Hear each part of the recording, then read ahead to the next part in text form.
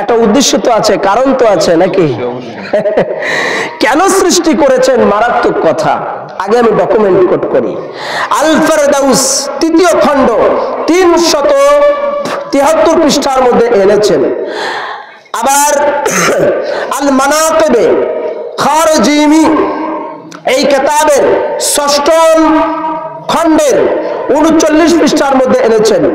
মাখতালুল হুসাইন আলাইহিমুস সালাতু ওয়াস সালাম খারজিমি এই কিতাবের ১ম খণ্ডের ৩৮ পৃষ্ঠার মধ্যে এনেছেন। লাউ ইজতামান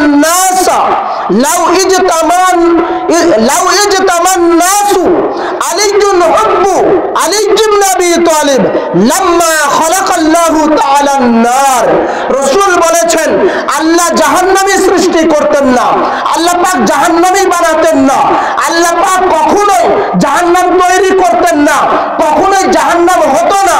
লাউ ইজতামান নাস, যদি সমস্ত মানুষ, পৃথিবীর মানুষ, দুনিয়ার মানুষ, সমস্ত মানুষগুলো একত্রিত হয়ে যেত মাওলা আলীর ভালোবাসার ব্যাপারে, মাওলা আলীর মুহাব্বতের ব্যাপারে, মাওলা আলীকে যদি সবাই ভালোবাসতো, তাহলে আল্লাহ পাক জাহান্নামের সৃষ্টি করতেন না।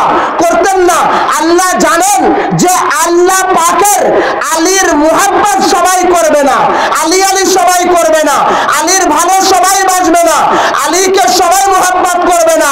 ওই জন্য আল্লাহ তাআলা নিজে জাহান্নামকে সৃষ্টি করেছেন আলীর দুশমন, আলীর বুগজ, আলীর হিংসাকারীদের দ্বারাই জাহান্নাম ভরার জন্য আল্লাহ তাআলা জাহান্নাম বানিয়েছেন।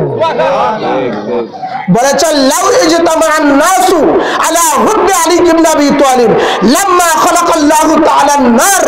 আল্লাহ তাআলা জাহান্নামী সৃষ্টি করতেন না যদি সবাই মাওলা আলীর মুহাব্বতে চলে আসতো, কদমে চলে আসতো, ছায়াতলে চলে আসতো, মাওলা আলীর দরবারে চলে আসতো, মাওলা আলীর বারগাহে চলে আসতো। আল্লাহ তাআলা জাহান্নামী বানাতেন না, আল্লাহ জাহান্নাম বানিয়েছে মাওলা আলীর দুশমন, মাওলা আলীর হিংসাকারী, মাওলা আলীর বুগজকারীদের জন্য। মাওলা আলীর যারা দুশমন, ওই দুশমন আলীর জন্য আল্লাহ জাহান্নাম বানিয়েছে। জাহান্নাম ভরবেন কিয়ামতের দিন আলীর দুশমনদের দ্বারায়।